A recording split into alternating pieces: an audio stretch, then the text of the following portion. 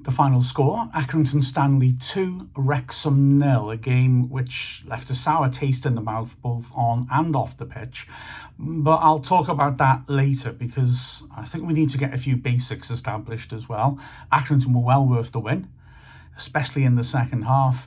They had a game plan which they executed to absolute perfection, and first half, Wrexham counteracted it okay. Second half, we absolutely did not. And therefore, you genuinely, despite the fact that, as you'll see as we go on, an awful lot went the home team's way, you can't argue that they grasped the nettle and gone about their job. And after we went behind, certainly, we failed to do so. So Wrexham had Paul Mullin back, of course, but no James McLean or Jacob Mendy as they're off on international duty, which added to our pile of injuries. Meant Jordan Davis playing at left wing back, certainly not a position he was unused to. But having said that, a position Parkinson's never used him in before. Now, the first half, well, the whole game was a battle of styles, of course. Accrington are a long ball team. They hit it long. They don't mind if they hit teammates or not, as long as they make it difficult for a defender to make a clearance, and then they'll fight for the second balls. And when you have a game like that, you've got to impose your style upon the opposition.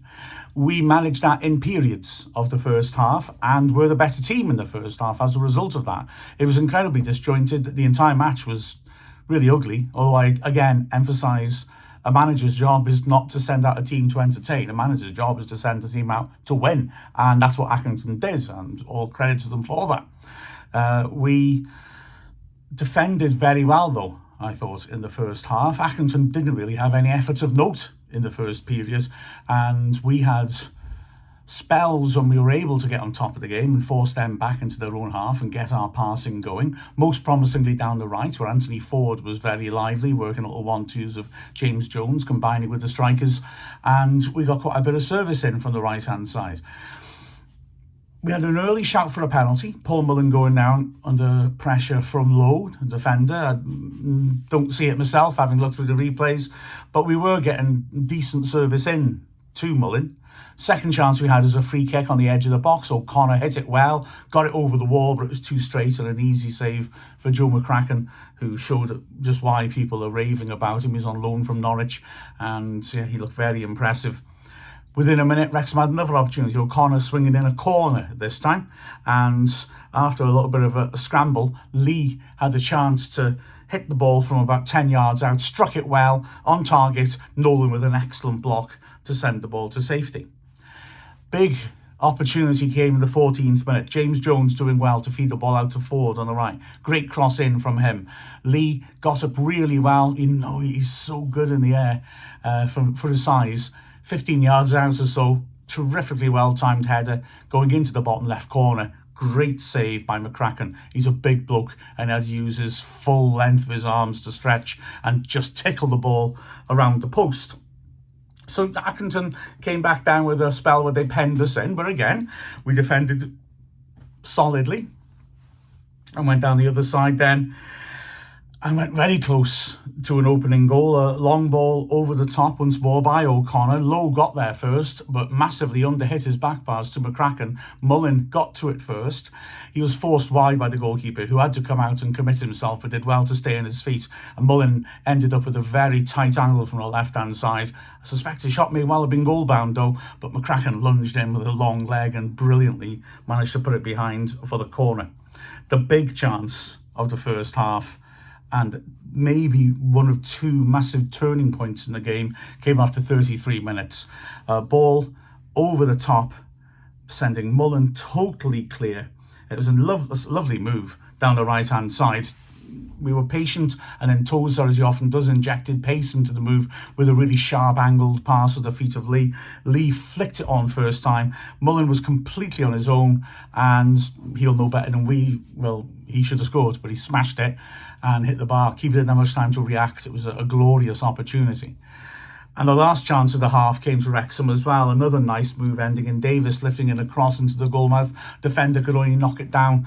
James Jones had to wait for it to drop for him, as it bounced up and down. And from about 10 yards out, he mishit a clear chance to hit the target, and the opportunity was gone. At half-time, we replaced Tom O'Connor with Will Boyle, no doubt to repel the aerial bombardment. But after 49 minutes, we were behind. Controversially behind. I guess now I'll have to start moaning, won't I? The referee, Neil Hare, did not have a good game. That's putting it mildly. Against a physical team like Accrington, you want a strong referee. Hare was the opposite. He was one of those refs who came in apparently determined not to show a yellow card to anybody, regardless of what they did, whether it was over physical play, late challenges, accumulation of challenges. And I'm biased, I know, but I mean, Elliot Lee committed so many fouls on the stretch in midfield that he had to get booked, but he didn't want to book anybody. And then when it came to some blatant time wasting as the game went on, he didn't have any strength at all. So it was tough for Wrexham in that regard, but it's made even worse by the second big turning point. I think if Mullen had scored that first half chance, I think Wrexham win this game. To be honest, I think we'd have a lead to defend, and I think we'd be okay. But the other thing is a penalty given to Accrington that I'm still scratching my head over, if I'm honest with you. It starts off with Woods outside the box hitting the shot, which is deflected and goes just wide. And then when the corner comes in, well, there's a scramble in the goal mouth, as there always is. The ball, by the way, the corner was overhit and went all the way through for a goal kick on the other side, which will become relevant in a moment. But the ref blows his whistle, possibly on the instruction of the linesman, and gives the penalty. Now, I thought it was for a foul by Boyle on Hills when I watched the replay. At the far post, Hills basically runs into Boyle, gets himself entangled and then throws him down dramatically. And then when the whistle goes, he bounces straight up to his feet and just starts screaming and laughing in Boyle's face, which is what people do when they're trying to cheat and get a penalty and they can't believe it when they've got it. It was nasty, it was unpleasant, but hey, okay. It wasn't that, though, that it was given for. I got to say, I didn't think that was a penalty. Hills clearly manufactured it. And the penalty actually is, for me, less of a penalty than that one. Davis is beyond the far post, marking Lowe. Lowe grabs hold of Davis's arm, falls to the floor, pulls Davis down on top of him, and a penalty is given. Lowe jumps up and starts screaming suddenly to Hills in a Okonkwo's face. Please don't expect class when Accrington and Stanley are concerned, I'm afraid. Bit of a shame to say that, but let's call a spade a spade. And the ref's given a penalty for that, apparently. As Phil Parkinson rightly pointed out, I've had to look back at it again, when the foul, in inverted commas, takes place, the ball's off the pitch. The ball has already gone past him and has gone behind for a goal kick. So, apart from the fact that it's a foul by the Accrington player, not a foul by Davis, it can't be a penalty when the ball's not on the pitch. Anyway, it's given. And Lee sends Okonkwo the wrong way. And I've got to say, having bleated like this, we reacted, I thought, very poorly to going behind. We started to knock long balls rather than try to build up. It felt like they scored with a minute left, the way that we reacted. And Accrington as well, really did do a very good job of pressing. I thought they might have tired as the second half went on, not least because they played 2 hours in the cup time midweek. They didn't. And credit to them for that, obviously.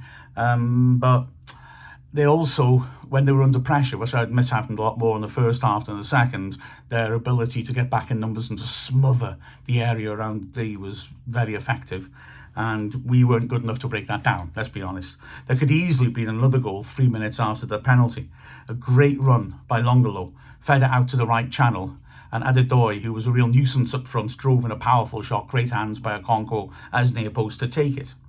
Halfway through the second half, with us really not in the game in terms of posing any sort of threat, Ollie Palmer came on for Sam Dalby, but soon after that, Wrexham were behind, and again, an avoidable goal. Nolan breaking forwards and down a left channel, hitting an awkward shot. It's got to be said, it was well struck and it was moving, but Okonkwo spills it, uncharacteristic of him.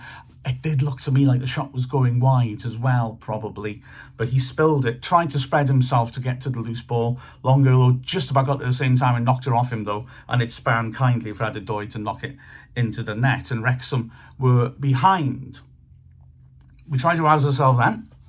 And had a couple of big shouts within the space of a couple of seconds for a penalty. Firstly, Davis doing well to get down the left and plenty of space, cut into the box. Lowe knocked him down. For me, the most generous thing you could say about Lowe's challenges, it's clumsy. He certainly doesn't play the ball. he clatters into Davis after the ball's been pulled back on the halfway line. That's a foul every day of the week. Referee's not interested, which, is sometimes the way. But having seen the hilarious penalty he gave to Accrington, again, maybe we might feel frustrated. The ball then came in, ricocheted around and struck Hills on the arm. Less of a convincing penalty for me, because he was fairly close when the ball was hit towards him. So I'm not so sure. With 9 minutes left, we made a triple substitution to try and claw ourselves back in the game. Dolby, Jones and Davis off, Bickerstaff, Cannon and McAlinden on. For the first 10 minutes, we started putting long balls in the box. We weren't really getting very far because Accrington's defence are excellent and they were repelling everything. They're two centre-backs at the top of the division in terms of interceptions. You could see why. They were getting first to everything. They were winning second balls and they looked dangerous on the break. In fact, in the first 10 minutes of added time, Andrews, substitute on loan from Birmingham, had come on, nearly got a goal. Or at least set one up. A long ball forwards, awkward one for Tozer. Andrews managed to nick it off him and get goal side and drove down the left channel, drilled it into the goalmouth. Boyle did well to get there and lock it behind.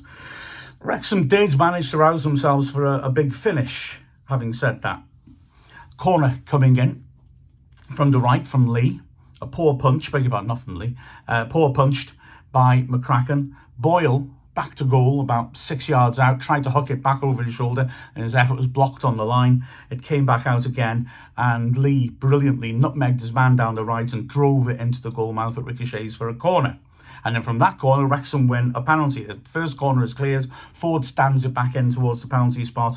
Hill, it's got to be said, clotheslines Tozer. It's a red card. For me, it's a red card. He goes diving in, nowhere near the ball, and hits Tozer around the throat chin area with his arm. It's a red card. Ref gives no card, but is at least able to see that is a blatant penalty. So he gives it. Now, I've got to say again, Accrington, I do not blame them. If you find a weak referee, you exploit him, as far as I'm concerned. It's all on the ref, most of this. Accrington do lots of time-wasting stuff. And when we're about to finally take it, Mullin is standing there with the ball in his hands for an eternity. McCracken starts twanging a bar, which is an automatic yellow card. You're not supposed to do that before a penalty. Ref doesn't give him a yellow card, of course. It just delays things a bit longer. I'm sad enough to have looked and timed this. 1 minute and 40 between the penalty being given and Accrington finally letting us take it. And that's the referee's fault. And Mullin steps up, blasts it, hits the bar again, and it ricochets away. Referee adds 1 minute 13 on, which, considering the amount of time wasting and the fact it was 1 minute 40 just waiting for the penalty to be taken again, is poor by the ref. But let's be honest, that kills us now, that missed penalty. And we lose. And we deserve to lose because we were the better side in the first half, didn't take our chances. And we're second best in the second half until we roused ourselves basically in added time. So I'm not arguing about the outcome, but the refereeing was very, very poor, and that is a deeply frustrating factor of this match.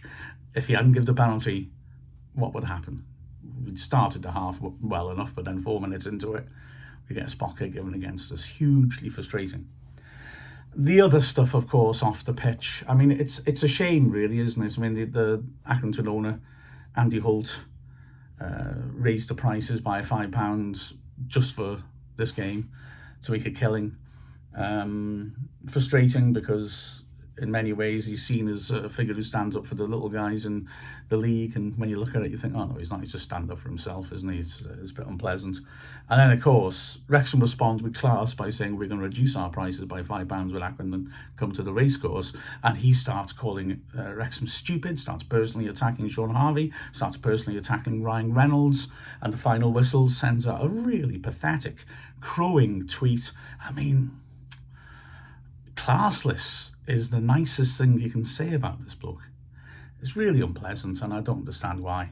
It's a shame because the staff at Accrington Stanley are just lovely. You know, you get such a lovely welcome from them, and then that all goes by the by because their owner behaves in the exact opposite manner.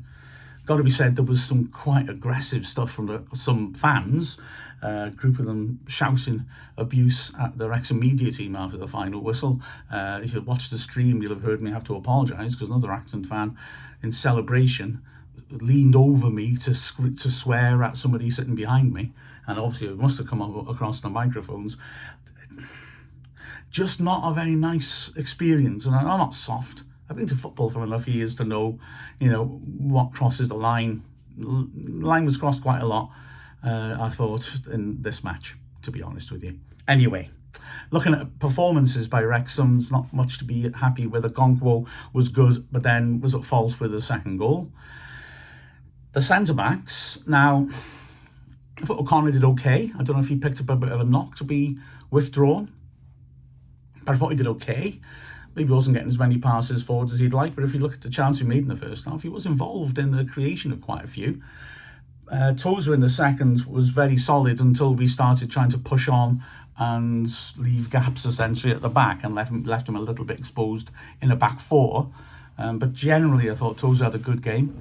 And alongside him, on the right-hand side, Hayden had, again, one of those games where he just had a little mistake in him and a few heavy touches and things like that. He wasn't quite himself.